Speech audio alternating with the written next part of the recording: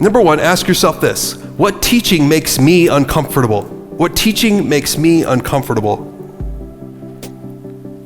In other words, out of the series of sermon series that we've gone over through the last year, or through COVID, or your daily reading, or your devotionals that you're in, there's this thing that Jesus is asking of you that you're like, oh, I'll get to that later because that one's hard. I don't know, can't really be asking that of me. What teaching makes you uncomfortable? And then in that area, that thing that God is asking of you, what would endurance look like? What would endurance look like? What teaching makes you uncomfortable? Maybe that's Jesus asking you to pray for your enemies.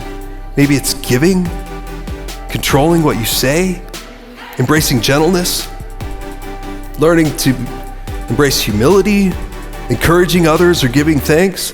So what would endurance look like? Well, maybe you start praying for your enemies every day. I'm going to pray for that person at work every single day before I go in the building and before I drive home. I'm just going to pray for them. I'm going to pray that God would bless them, that God would change them, that God would grow them, that God would strike them down. No, not that one. I'm going to pray for them every single day. And I'm going to endure. And when I really hate them, I'm going to pray harder. That's what endurance would look like.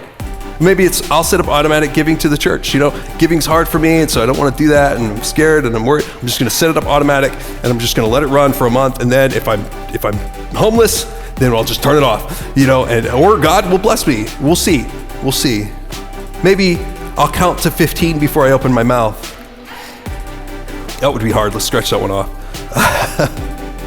I'll count to 15 before I open my mouth. Well, all the time? Yeah, all the time. Because you don't know when you should shut up and when you should speak up. So let's just count to 15 and just let that be a practice and endurance for the week. I don't know.